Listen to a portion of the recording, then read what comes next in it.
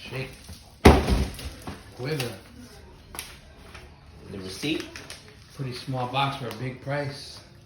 Bada bing, bada boom.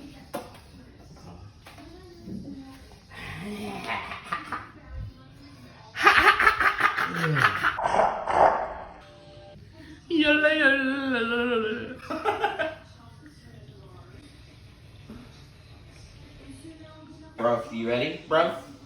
Alright, bro.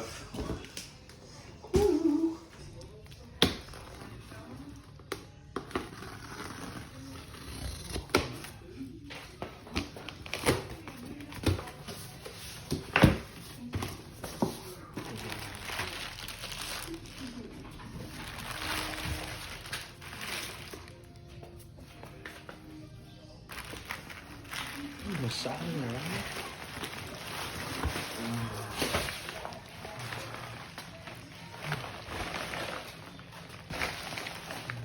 My baby.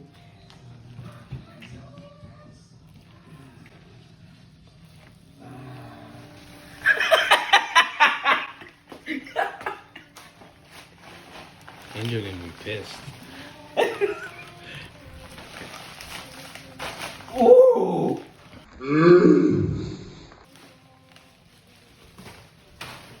Ooh.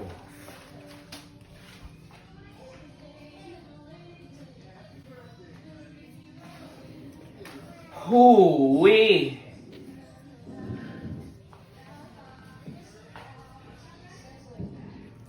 Dang, bro. What are these for again? Corolla? Yep. New Corolla.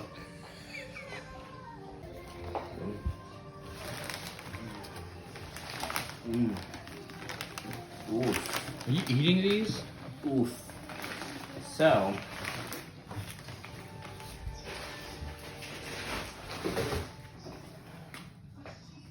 Nice and clean. OEM. We better get some protective film on there. Yeah, I need to put some PPF. I'll ceramic coat it for now. We need the PPF. And then these are the harnesses for like the corner bulbs. And these are the corner bulbs. You can get it all from Toyota factory.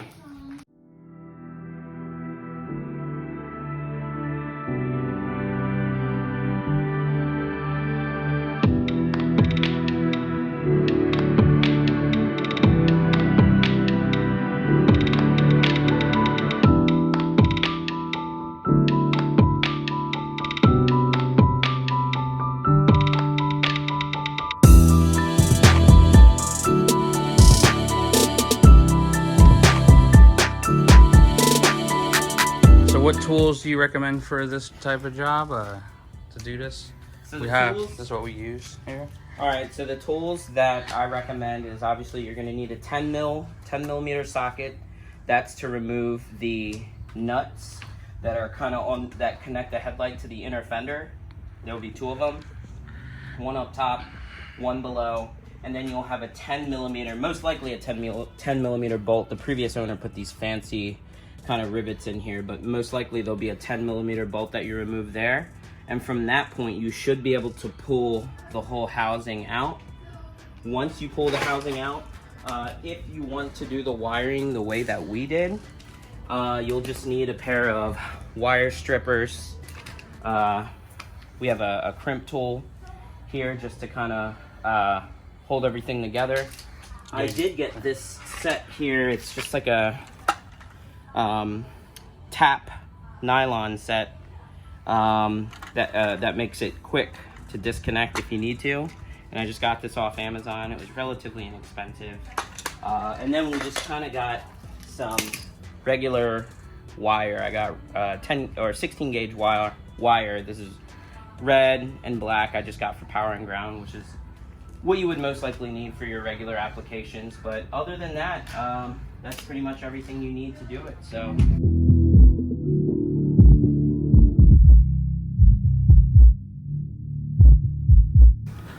All right, guys. So we are installing Gen 2 headlights into the Gen 1 Supra. So basically, I initially had the 93 through 95 headlights, and we installed the 96 through 98. The difference is that the Gen 1 headlights have like a little dome, or there's like a little globe inside. So normally in this area on the Gen 1, there's like a dome light, and when you turn on your parking lights, your side markers and this light is lit. But in the Gen 2s, there is no more 194 bulb. It's just your low beam, your high beam, and then you have your fog light here. So one of the issues that we ran into, as far as like bolting it up, it bolts right up. High beam and low beam go in like normal. The only thing that we ran into that was challenging was the fog light bulb. So in the Gen 1 headlights, the harness for the fog light is one piece, and basically it goes back here, and then the other side of that harness is pretty much like a socket with a little 194 bulb that lights up the globe.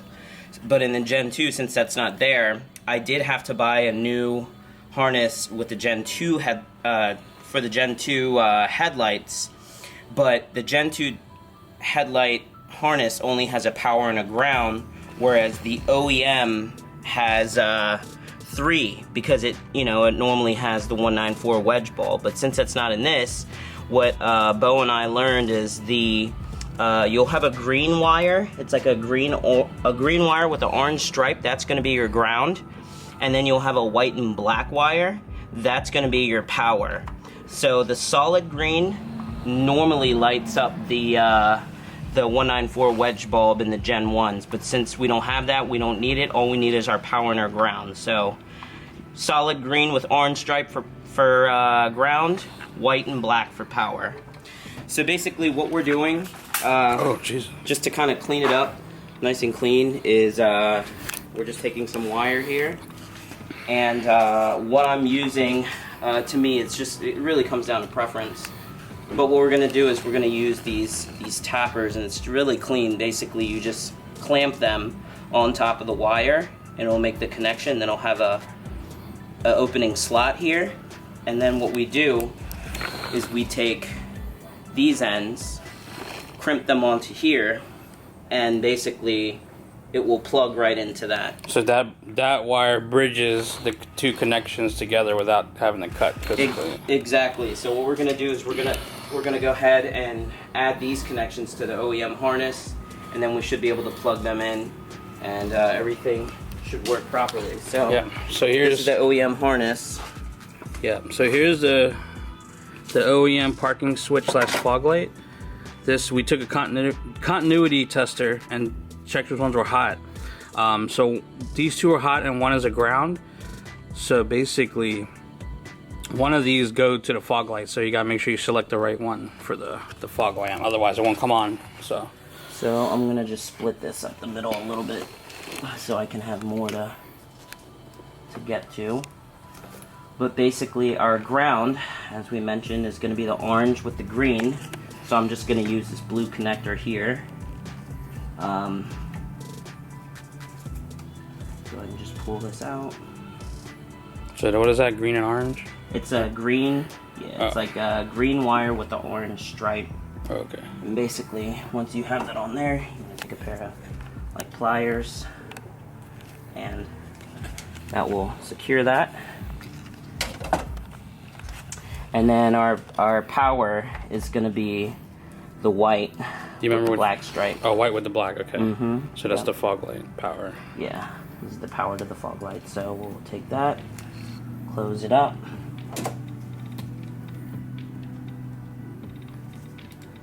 Oh god, hold on. Trying to get this green wire out of the way.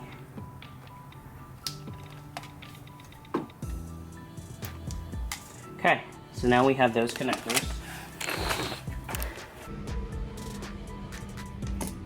Alright, so next, what I'm going to do is go ahead and this is what I'm going to use is the power. So I had a red wire and I have red crimps as well. So I am just going to use this. Crimp that. And then basically this one on here.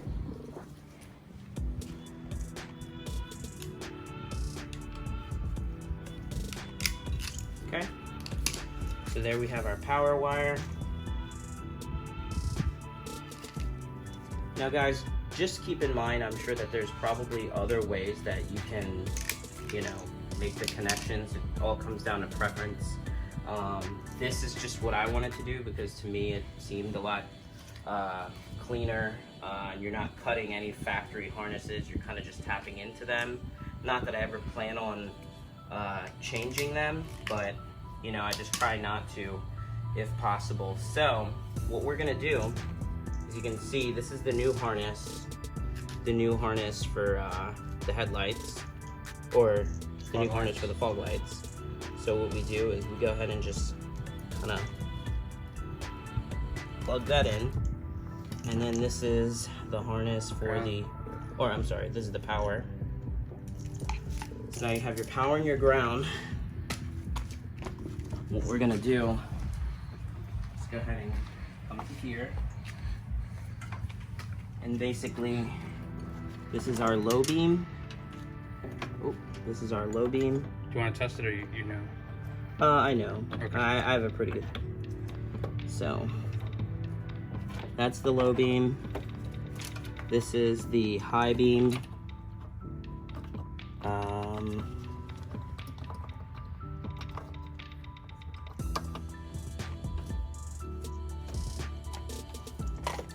Okay, so now we're gonna want to integrate these two. So this is your ground. The ground is gonna be the green with the orange. So we'll go ahead and plug that in, marry those two, and then your power is gonna be this black and white. So that is pretty much it. Don't mind my ballast, I'm gonna have to mount these or secure these to somewhere up here in the engine bay so they're not just floating around. But for now, I'll go ahead and put these in here and we can test everything out and make sure that it all works. So we'll test it first before we bolt anything up. So make sure all the connections are connected, and then we're gonna do a test fire just to confirm everything's Gucci. So before I fully secure it, Looking good, man. appreciate it, man. So what we're gonna do is we're going to test fire. Yep, so. Yep. There's everything secured. Yeah, makes a huge difference, huh? Yeah. Makes it look a lot newer. Oh my God. We just had to do a little bit of electrical work, but I don't know, there wasn't a lot of DIYs on it. It gets tricky.